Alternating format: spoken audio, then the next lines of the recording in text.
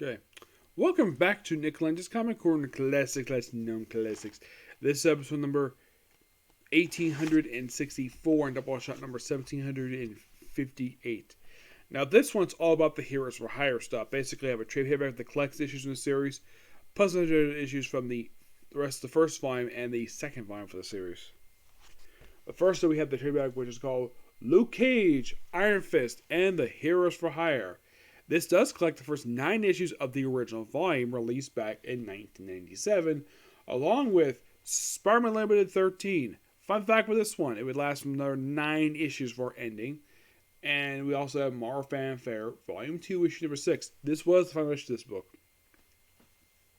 Simply put, for the first 2 books in here, the Mar Fanfare issue, basically Spider-Man Limited, it's simply Luke Cage and Iron Fist reuniting, becoming a team again, and then basically continue this in the Mar Fanfare issue, which has them take on Sabretooth again. Interesting. Basically planting the seeds for a new Heroes for Hire book, which came out in 1987. In the very first issue of the series, we have the UFOs breaking into the vault of all places. Yes, the vault. And they destroy the prison. Yep, it is destroyed in the opening issue of the series. So, you were thinking, is the Avengers going to go basically help them out? To take people out? No, because the Avengers are apparently dead at this point in time. So, we have a new superhero team taking place. The Heroes for Hire, led by Iron Fist. And financing provided by Jim Hammond and Naval the Submariner. As part of the Oracle Corporation. This is technically the second incarnation of the Heroes for Hire, because the original was just Luke Cage and Iron Fist. This also does include Colleen Wing and also Misty Knight as supporting characters. And despite the fact the Hulk is here for the first issue, he's only here just the opening issue of the series, and that's it. We also have White Tiger. No, it's a Hector Ayala. This is actually during the period of time when he actually was retired at this point in time. This actually is a White Tiger turns into a woman. This is done because of the High Evolutionary, and it's also implied that these issues, even the remaining issues, that she's in love with Iron Fist. Yeah, and Iron Fist is still dating Misty Knight. And I missed the afro. Yep. It takes some convincing, but he does join up with the group. Black Knight's here for a good chunk of the series, per se. Later on, they're joined by Ant-Man. Yep. So, right after the whole thing with the other issues, which, by the way, in the case of the Spider-Man Limited book, that actually led to an Iron Fist miniseries. Yep. And here they are, taking on Sabretooth again. Which, I guess the reason why they did this because Sabretooth was, well, if you think about it, Iron Fist was the first guy to fight Sabretooth, even though he's a Wolverine villain. This probably is like a one-and-done thing. Like, hey, let's have Iron Fist take on Sabretooth one more time, even though he's confined to the X-Men books. Excuse me, they wouldn't be up again until the Iron Fist book by Ed Bronson. Yeah, like I said before. Now, I should point out, though, the guy who writes this entire volume is John Ostrander. He's the writer of this book. Co-plotting is done by Roger Stern. Yep. So the UFOs destroy the vault, and we have the Hulk working with them, like I said, just in the opening issue. And for Luke Cage, it takes him convincing, but he does end up joining the Heroes for Hire. They're also joined by Hercules. Yep, Hercules. And they're headquartered out of the Oracle Corporation. Mm-hmm.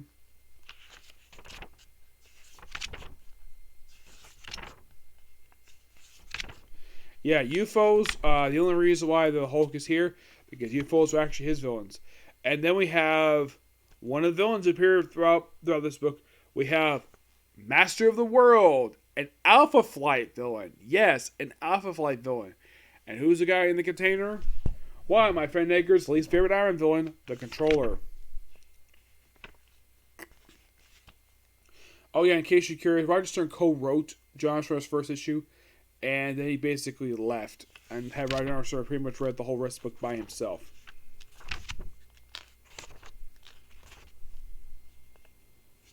Yeah, and also the people are going to get paid.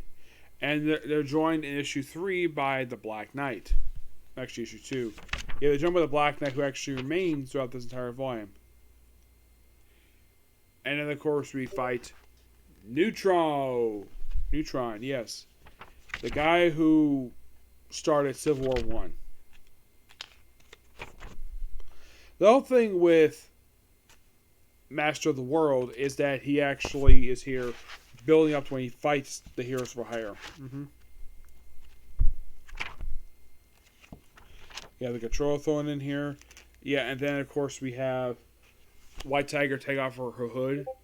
Yeah. Which I kind of admit, despite because actually is a tiger in this woman, she's a very beautiful woman. Yep.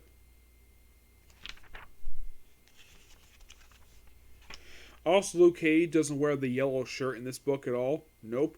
He is wearing the correct pants that he used to wear, and here's the thing about his pants. His pants not changed color since the 70s.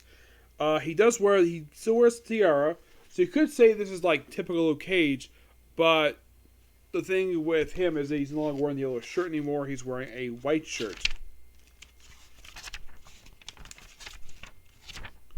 So you have stuff here with the High Evolutionary, which does lead to a crossover with Quicksilver later on. Mm-hmm. Yeah, then they're joined by Ant-Man. Now, who is this Ant-Man in this helmet? This actually is Scott Lang, the second Ant-Man. Not the original one. This actually is the Scott Lang Ant-Man. He was the Ant-Man throughout this book. Mm-hmm. Yeah, issue 7 I kind of talked about this before. Though 7 is the first of two issues the whole run does this. Yeah, let's have the two groups fight each other. And here's the thing about this book, about this issue here. They don't include the Thunderbolts issue that this issue cross up with. Yeah, for some reason they don't do that. I'm not really sure why, but they don't.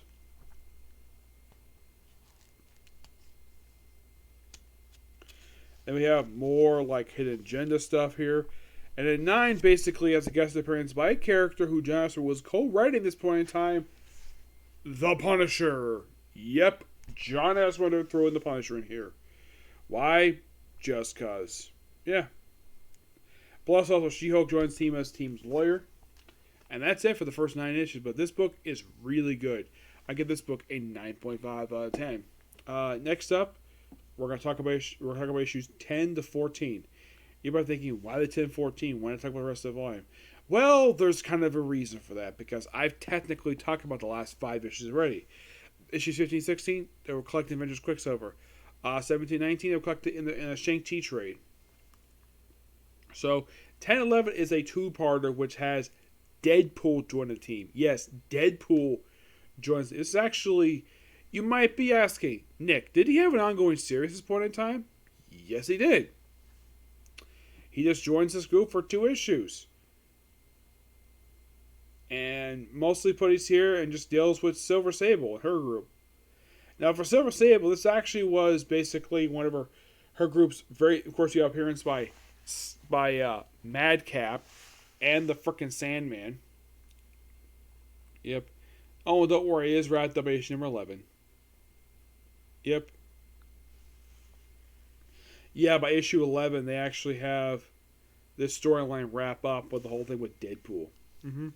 Yeah, and we have, once again, pretty much like the same exact cover for issue 7, except that it's basically the Wild Pack instead of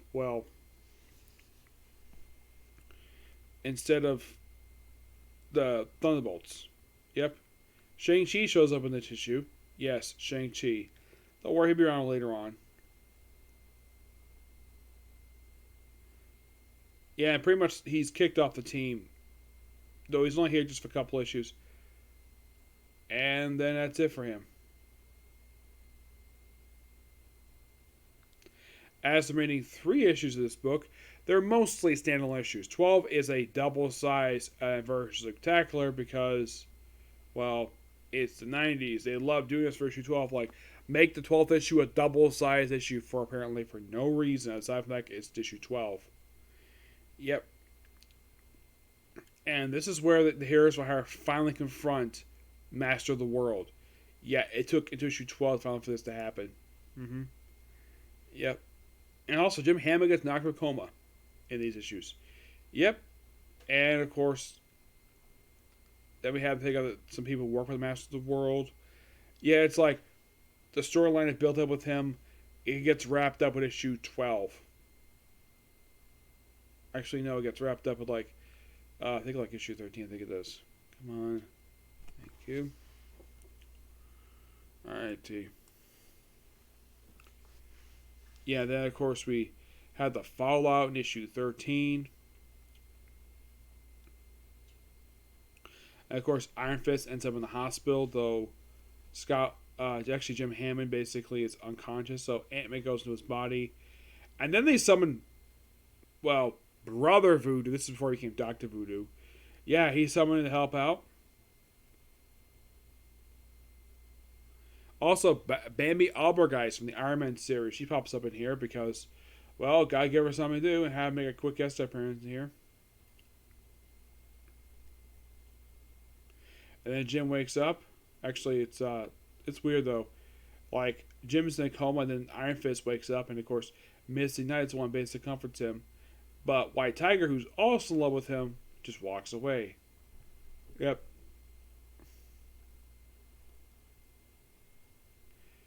Yeah, and then of course renew the friendship between Danny Rand and and Luke Cage. And then basically we have an issue where it's a medieval issue where it's like dragons on Wall Street. Yep. Oh yeah, there's also a joke in this issue of get this, She-Hulk talking to She-Hulk. She-Hulk talking to Stan Lee, which I thought was so hilarious for interlude.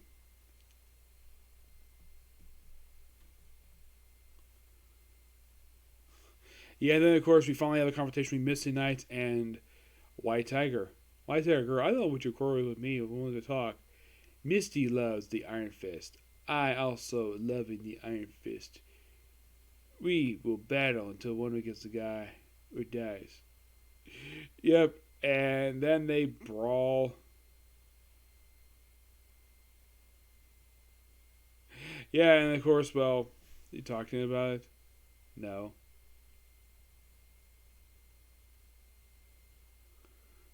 Yep, that's how he feels. Missy's like, yeah, this is so funny. The whole thing with the Oracle.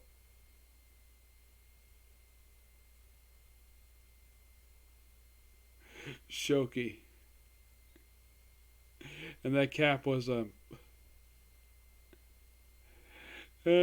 funny.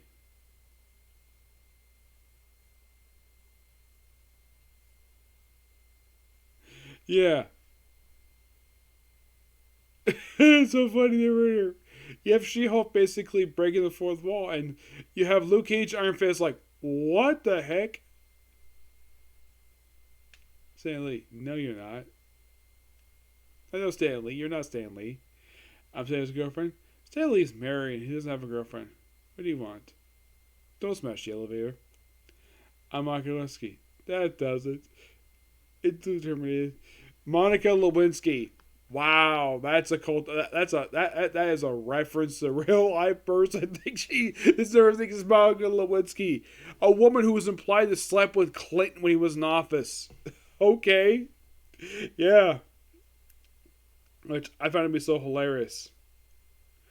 And of course, Black Knight deals with the guy with dragon stuff, and it's a pretty fun issue. And that's it. That's it for the first volume for the series.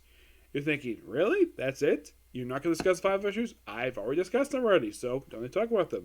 I'll give my final thoughts on this volume when I finish talking about Volume 2. Now, here's the thing. The opening 5 issues of this... Now, this is the second volume of the series released in 2006 to 2007.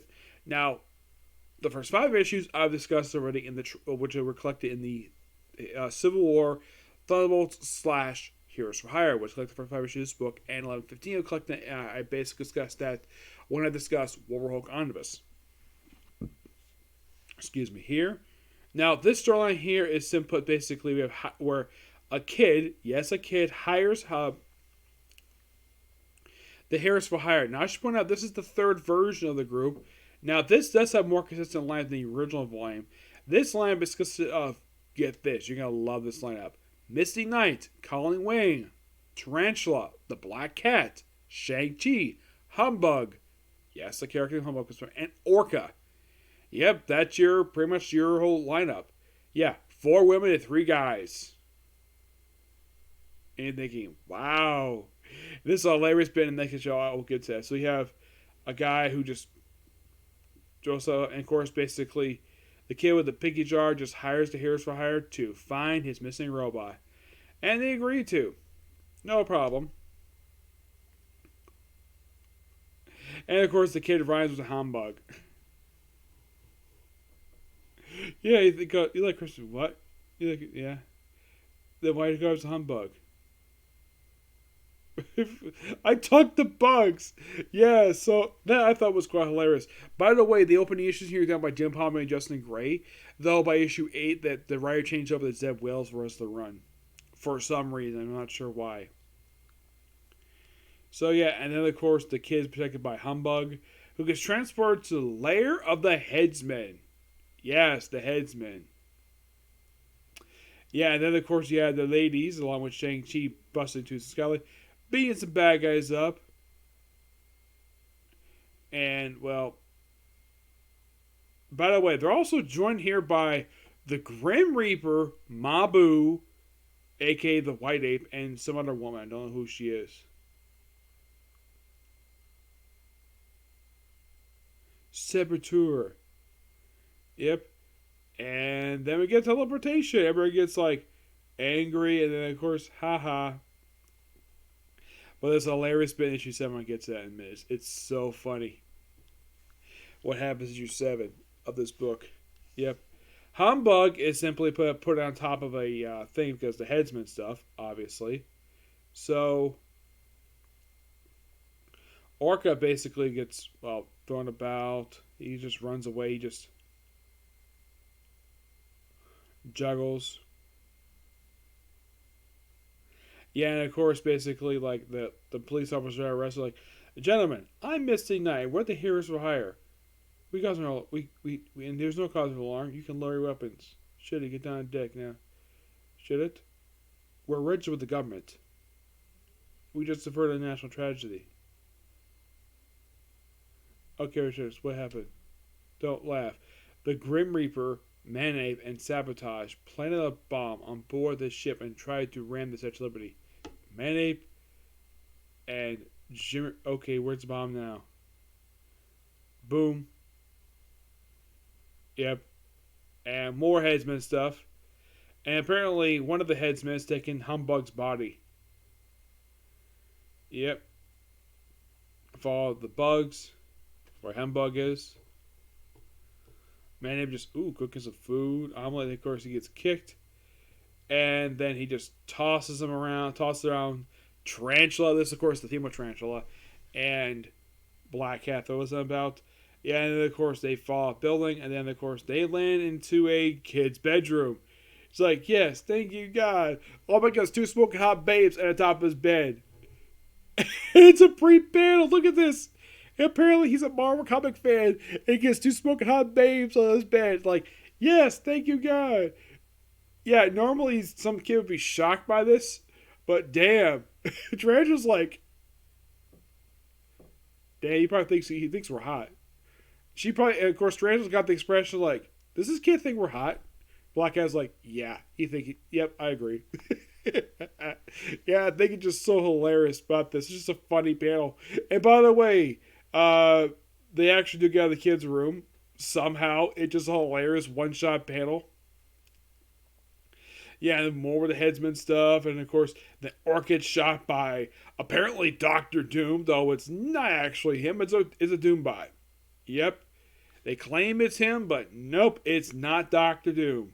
Yeah, but actually issue 7, Devils came on board as a co-writer with Jim Palmiani and Justin Gray. Then they left and replaced by, of course, Zeb Wells for pretty much the rest of the run.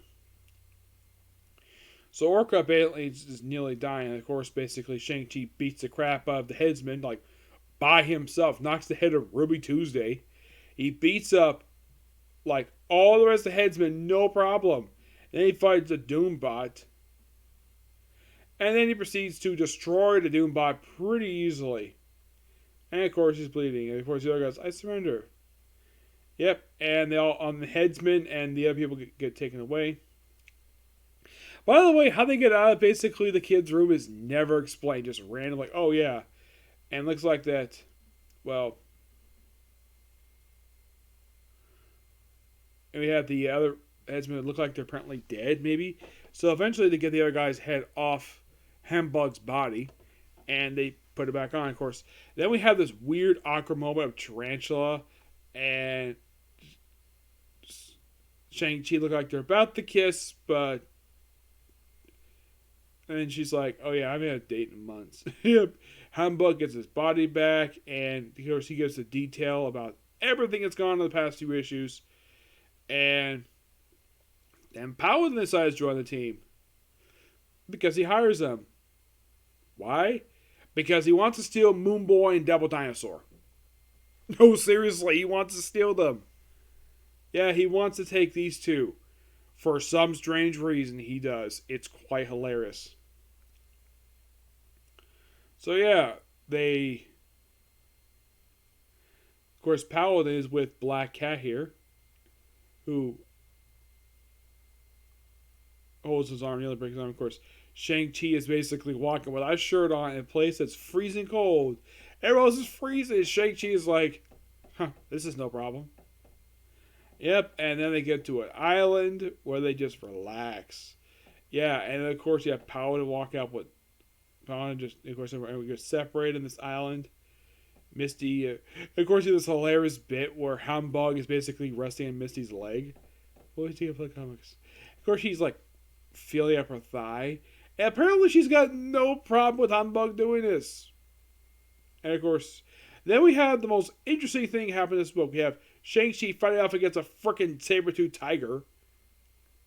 You have Doubleshot fighting off against various animals. And then female Tarantula comes in. And then she proceeds to make out with Shang-Chi. Like, to disgust me. Yep, and they make out. Yep, and it's implied off screen they had sex. But nope, not really. They just kissed and fell over. Yeah, I'm like, really, Zeb Wells? Really? You could imply these two, who clearly look like they have some chemistry with each other, and yet they couldn't have sex? Okay, whatever. Oh, by the way, Shang-Chi just basically just says, like this other Tarantula, she loved it. He'd rather be like, I'd rather forget this ever happened. Yep, and they never mention it again. Though he does walk out with it in the final issue. So, yeah, they get Devil Dinosaur. He's like, ooh, come here, lover. He's like, nope, not interested. Yeah, Black Cat with the Paladin. They proceed to fight. Moon Boy gets along very good with Misty Knight and Conley Wing. And then we have this look like a female bug person. And then, of course, basically, Devil Dinosaur is... And, of course, we have to have this butt shot because it's Misty Knight. Yeah, 2 panels of showing Misty Knight's butt. Of course, because she's hot.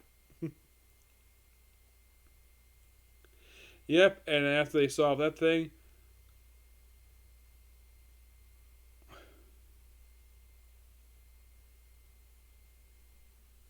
And they go back to New York to deal with the whole War Hulk stuff, which leads to the end of the series. Yeah, fun issues. Here's a higher for Volume 2. Yep, I give these issues a 9.5 out of 10. Just really good. Final thoughts on the first 2 volumes for Heroes for Hire. Now, 3rd volume probably in the future.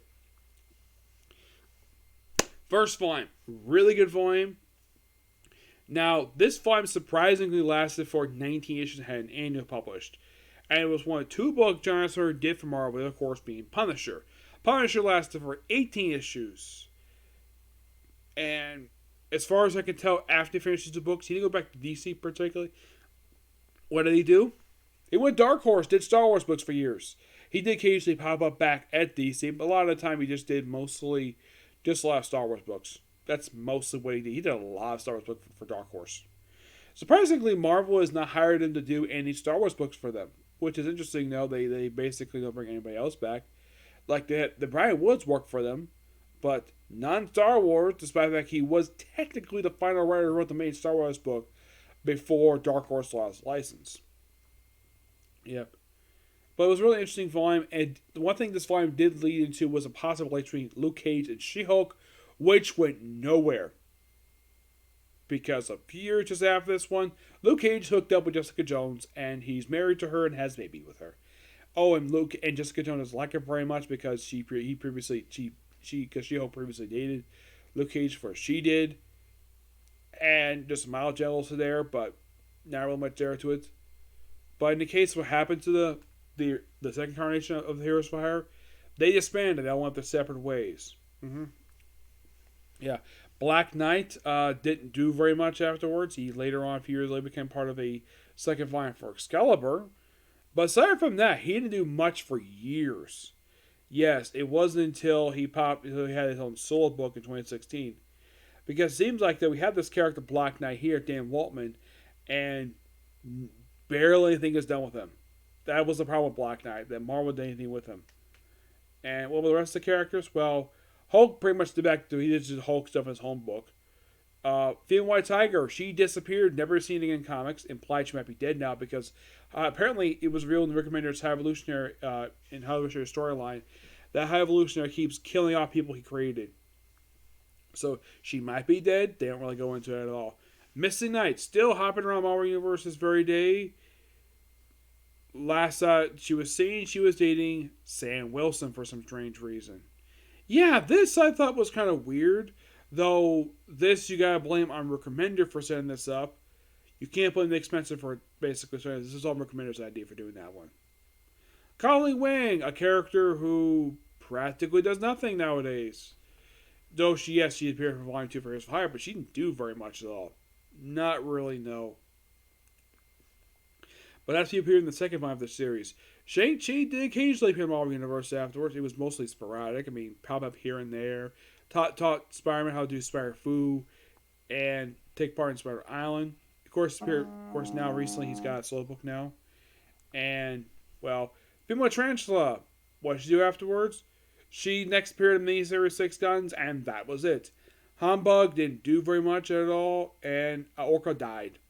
Yep, and of course, and the third incarnation of Fire, the span at the end of the book, though they reform in the third volume for the book, with only Missing and Paladin and whatever people just coming in as guest stars.